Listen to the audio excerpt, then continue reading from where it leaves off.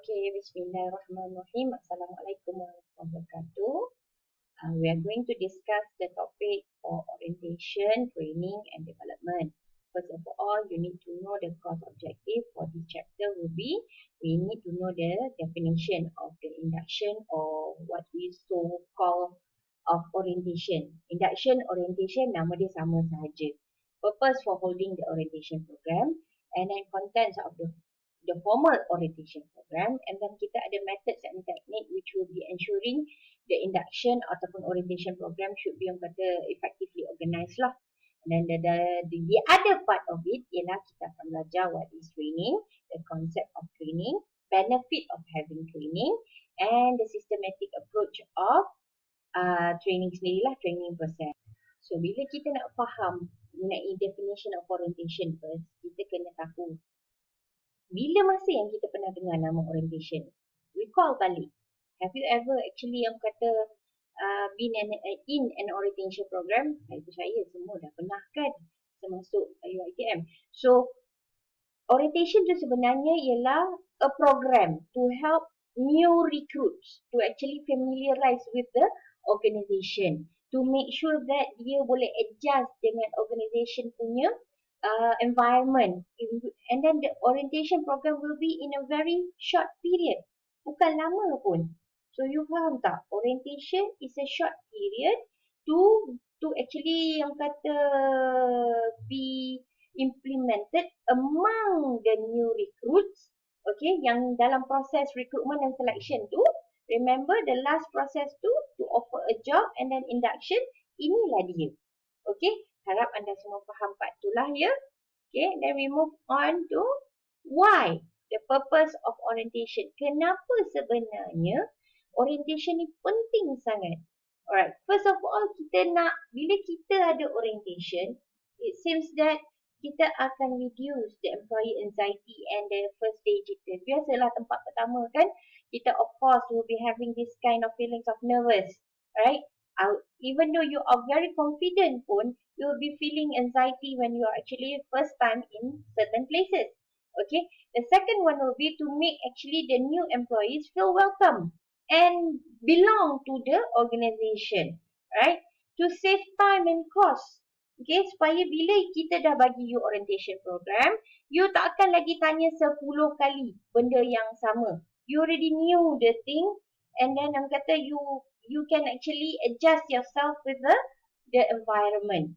Okay, and the last one is actually to reinforcing a favorable impression upon new employees. Bila kita kata macam ni ialah, we, of course, the employer would like to give a very good orang kata image to those employees yang baru kerja. Tak naklah masuk-masuk kerja je you dah dengar macam-macam. Tak best lah kan?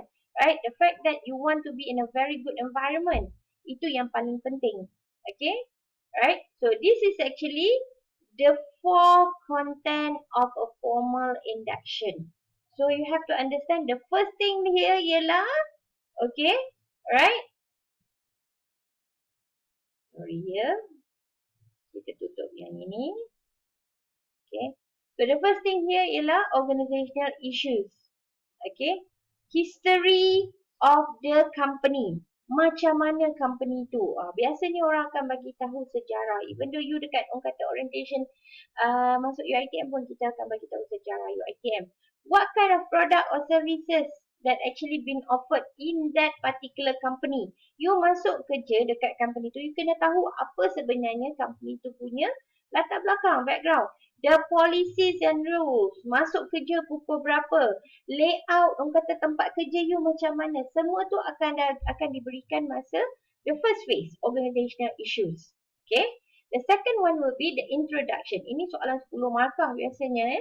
Okay, the introduction to supervisor and to co-workers and to the trainers.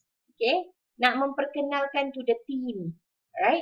And the third one will be the employee benefits and procedures, which actually kita akan belajar chapter 5. Okay, what kind kata of system, pay system that you are actually been introduced with. Okay, gaji you macam mana? Okay, bayar bulan ke, bayar 2 minggu sekali ke, right? Bayar hari ke, you need to know that this is what we call the system. And rest break you, kena you tahu pukul berapa you nak rehat. Kena tanya bos, is it my time is actually 1 to 2 or 2 to 3? Kena tanya bos. And holidays, berapa banyak? Benefits pun kena faham. And the last one is actually your job duties. The phase yang keempat ialah dalam orientation program ialah kat mana tempat kerja you. Ya, maybe betul you nak kerja kat KL tapi suddenly rupanya tempat kerja you bukan dekat KL. But maybe dekat Penang ke, Sabah ke, Sarawak ke, we never know. Right? So you need to ask your boss about your job location and how actually your work is actually related to the other jobs. Okay, maybe you guys dalam logistik. Tapi of course akan kena mengenai dengan procurement. Of course akan kena mengenai dengan warehouse. Okay, so benda-benda macam tu you kena faham and overview of your job itself. Right, understand? Setakat ni? Okay, so sekarang kita nak tengok pula pada methods and techniques to organize an induction program. Okay, so bila kita bercakap pasal orang kata nak handle one orientation program ni sebenarnya macam program yang biasa. Tapi apa yang kita nak tengok? Bila you sebagai katakan nanti insyaAllah you jadi majikan, right? Apa sebenarnya you nak pentingkan dalam orientation program? First thing first, tak kira lah orientation ke, any program you buat ke, you mesti organize. I think you pun ingat masa first part dulu you belajar kata planning, leading, organizing and controlling. If you are actually in semester 5 right now, you pun ada ENT. Ada chapter HR tu yang kita buat untuk research plan tu. Ada planning. You dah belajar pun masa principle of management. POLC planning, organizing, leading and controlling. Organizing comes from the second part POLC ni ataupun PLOC ni. Organizing, because why? Apa-apa benda pun start daripada macam mana yang kita nak decide. Alright? Okay, sebab responsibility ni jatuh pada HR. So nak panggil orang luar ataupun orang dalam sendiri to organize the orientation program. Okay, so there is a program for mentor-mentee to be as reference in order to help the new worker lah. Okay, so ni organizing. What about scheduling? So scheduling is actually kalau you tengok kat sini, start dia masuk je pekerja baru, dah kena start buat orang kata dia punya schedule. So certain supervisors actually dia tak release the employees due to shortage of employees that have certain skills to do certain job. So maknanya kat sini dia mementingkan supaya diletakkan sekali dengan orang-orang yang ada kemahiran supaya benda tu boleh jalan sekali. Masalahnya budaya kita is actually people don't want to give orang kata extra ilmu. Okay, sebab risau nanti bila aku ajar kau lebih pandai. Jangan rasa macam tu. Saya dah kata daripada orang kata awal lagi. Bila kita belajar dan kita ajar orang, kita akan dapat lebih lagi. Okay, make sure that actually you always orang kata clear your conscience. Bersihkan hati. Betulkan kata niat you balik. Okay, right? And duration of induction or orientation is based on the needs of the employees. Tengoklah. Content of the program should be relevant. Kalau you tengok balik MDS you berapa minggu dulu? Okay, and it should be relevant. For example, production employees do not need lengthy history of the company sebab dia akan pergi kepada more to generating, kata producing of company punya production. Okay, so they have need more on financial situation and future plans of the company such as budget to purchase raw materials, okay, machine and equipment to produce products. Okay, alright. Contohnya kita pergi pada kata you nak buat business plan you. Make sure that everyone in your group members tu faham apa sebenarnya business yang you nak buat. Itu pun some sort of orientation program juga. Ini you short sendiri nak buat business you tak boleh lah. Everyone should actually be able to understand what kind of business that you want to do. Okay, there are problems related to induction. Kalau you tengok kat sini, information overload, banyak sangat nak bagi. Recap balik your orientation in MDS tu. Diversity in the induction group and unreasonable expectation. Fikir balik apalah pengalaman yang paling manis masa you MDS dulu. Si best kan MDS kan? Seronok sangat. Fikir balik. Right? And the third one is actually effectiveness. Effectiveness. I think I remember. Right? Kita ada beberapa soalan kalau you ingat. Okay, bagi saya check sekejap. Okay, dalam WhatsApp group. Okay. Kita semak sama-sama. Takut saya tersalah. Okay. Ada 3 questions tak silap ataupun 3 issues. Orientation and training tadi saya dah terangkan. Purpose of benefit of orientation. Sama je sebenarnya. Okey, tengok soalan balik. And factors of induction berkesan ke tidak. Kenapa nak tengok berkesan ke tidak? Okay. Effectiveness is actually process to know whether the induction ni effective or not. Okay, saya akan throw balik questions to you. Right? For you to think sama ada perlu atau tidak semua company, semua syarikat mewajibkan program orientasi kepada semua pekerja barunya. Is it unnecessary or compulsory to actually organize an orientation program to the new recruits? Please do think. Right? Sebab actually kalau you tengok siapa yang ada buku teks tu, syarikat Zoom Maju tu macam-macam case tu. Okay, kalau you tengok Ali first day in syarikat Zoom Maju. Right? Tengok balik dalam buku tu, macam mana sebenarnya hidup Ali masa dia first being recruited and before that dia di interview. Okay? And then come up with some solutions and then bila you nak tanya saya balik, you give me some issues to be discussed and your own opinion. Bukannya bagi saya je bercakap, tak best lah macam tu. Sebab tu pentingnya ada buku dengan you. Okay? Right? So trainers ataupun speakers will be need to organize the social activities in order to foster a feeling of rapport and goodwill for the new recruit. Okay? And orang kata things that actually program yang akan menyebabkan you akan ingat all the members of your team lah. Okay, orientation namanya kan.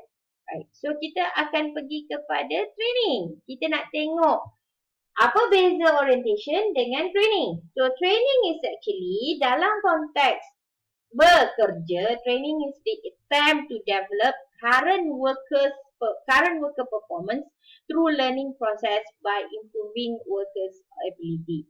So you nampak kat situ keyword dia adalah develop current worker performance, ya? Faham ya? Okay.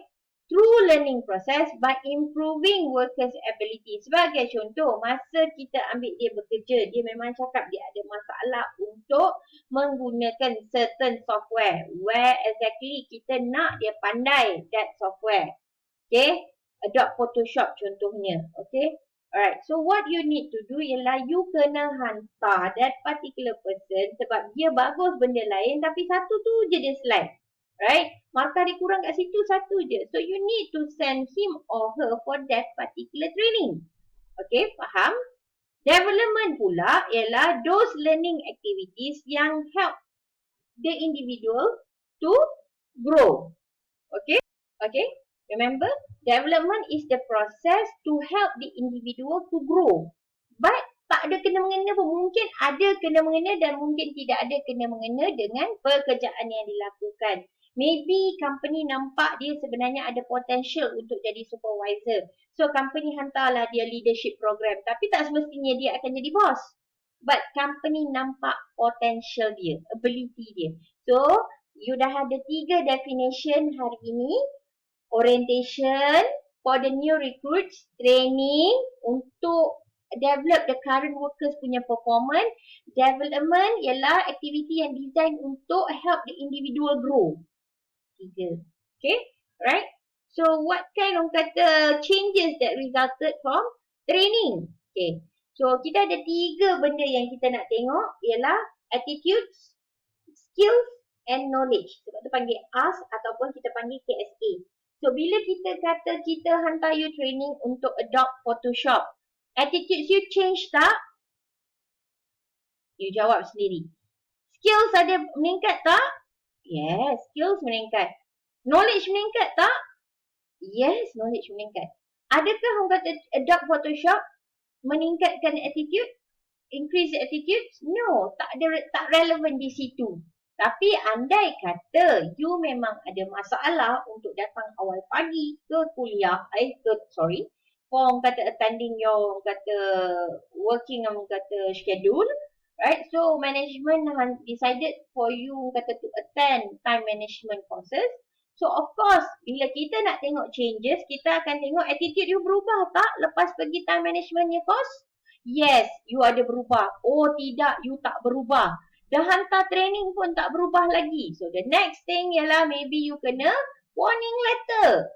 Jangan main-main. Nanti you bila dah bekerja nanti please orang kata implement orang kata ataupun you practice your amanah sewajarnya lah. Okay. Alright? So, 3 benda orang kata you nak kena tengok from the ASK model is actually your attitude, your skill and your knowledge. Bila you dihantar untuk menghadiri latihan. So, benefits of training, of course, benda ni semua you boleh baca. Okay? The first one will be increasing staff productivity. Of course lah, you hantar orang kata training. Workers will be able to do trial and error methods, and then they tend to make mistakes that can cause errors and accidents. Okay, so that's why bila hantar training, the workers that actually being sent for the training will be able to do some improvement on the current job. Okay, increases a staff job satisfaction. Of course lah, bila you hantar training, you lagi tahu nak buat kerja you macam mana. Okay, ini tak diajar macam mana. Orang kata, macam saya kata lah kes, orang kata, kebanyakan trend student sekarang ialah they didn't know how to actually to study. You didn't know how to read the book. Okay, okay. You didn't know how actually you want to manage your skills. You didn't know how actually to manage your time.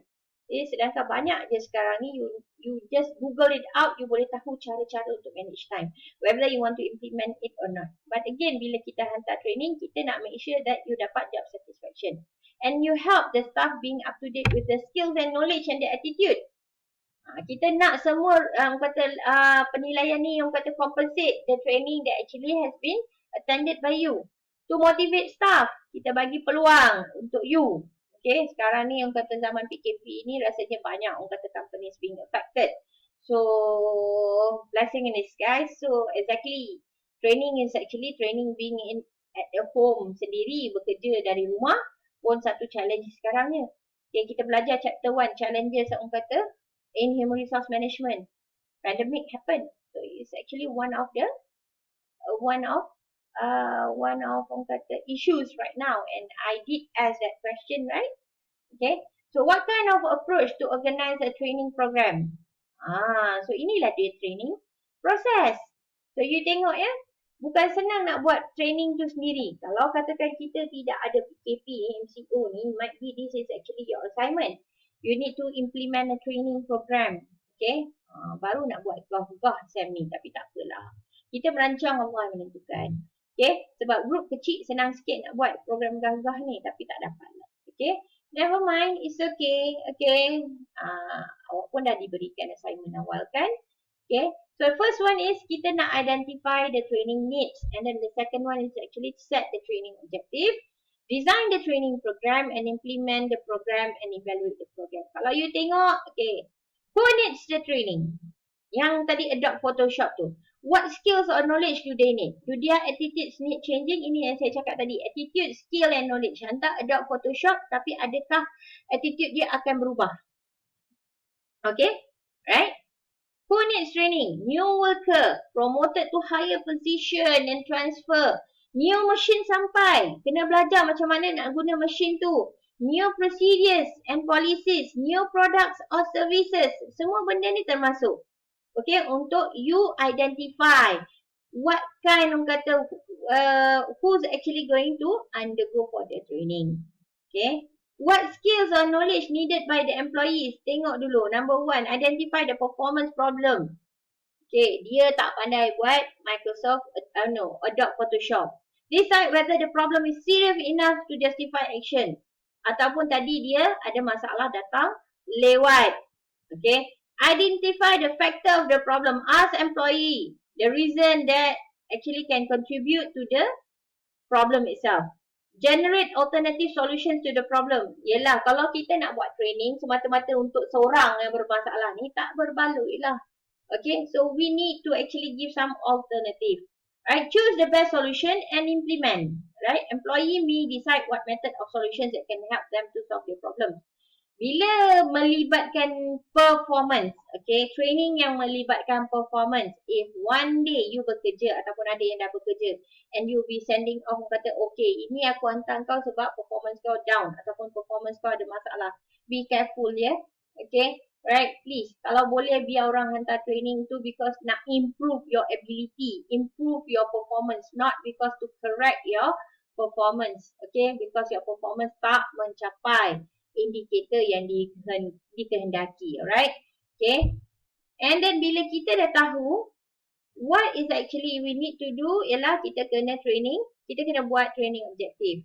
So this is actually terminal behavior, bukan terminal bus, lakin bus orang kata terminal bus central tu ataupun TBS tu, tak. Terminal behavior ialah what exactly the minimum requirement for that training objective. Adopt Photoshop, you nak pastikan that particular pekerja tu capai level mana? Minimum, beginner, intermediate ataupun orang kata expertise, which one?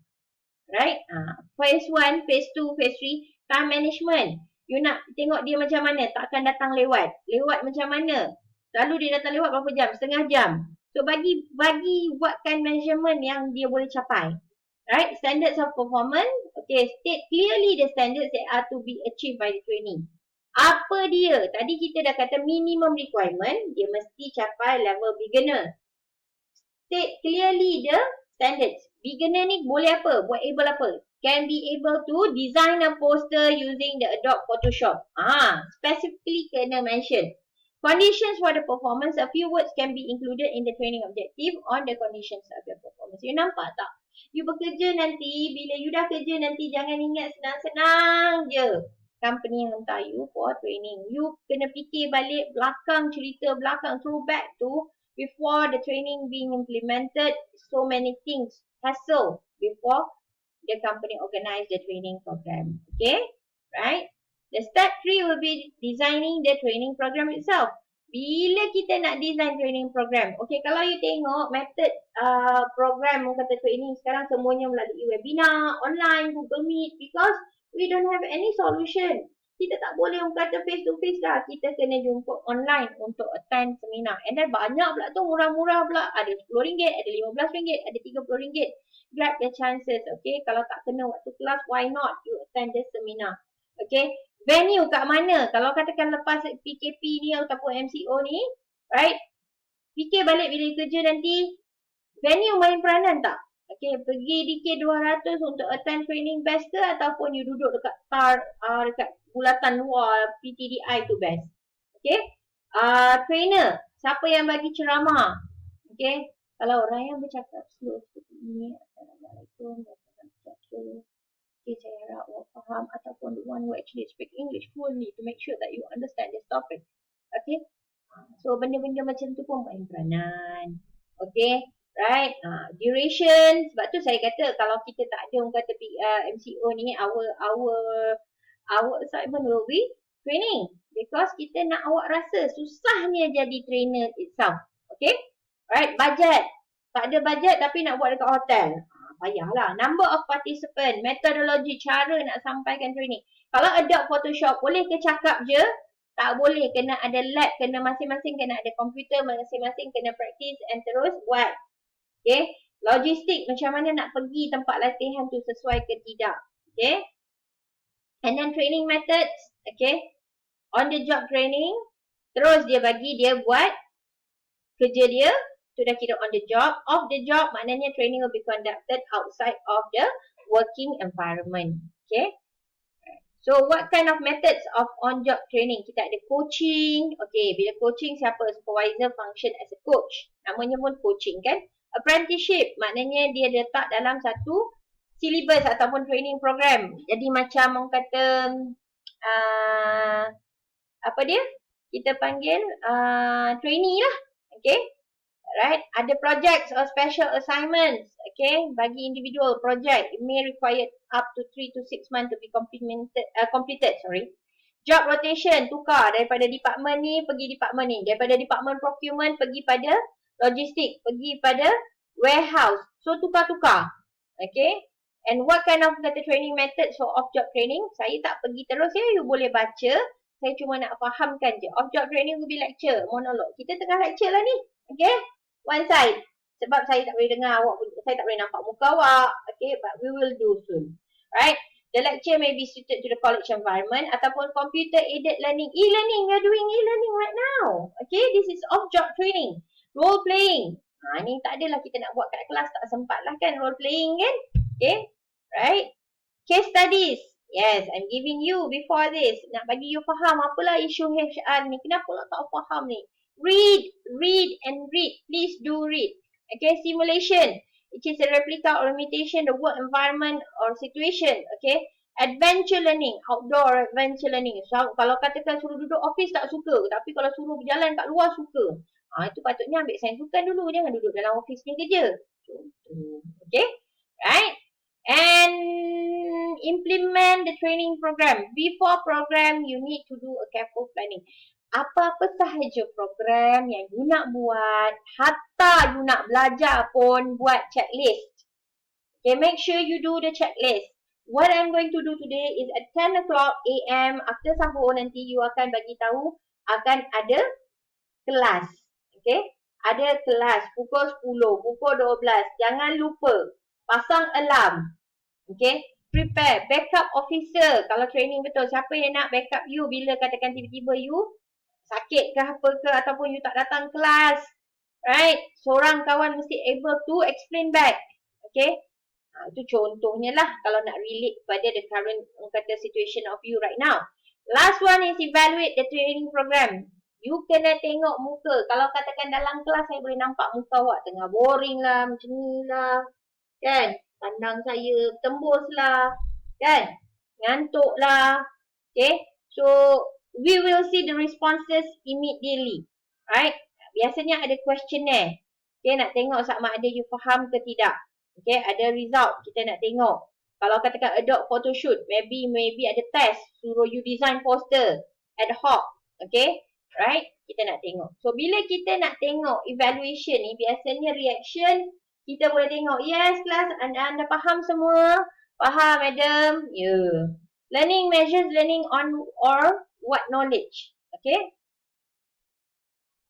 So, behavior measures how much of the knowledge. Okay. Learning kita measure learning on what knowledge. Contohnya ialah kita nak cakap you belajar ke tidak? Right? Okay, behavior ni macam mana knowledge tu sebenarnya impact diri you. Results, macam mana impact of the training itself. Okay lah, saya bagi contoh. Mungkin tak faham, you boleh baca dekat dalam buku.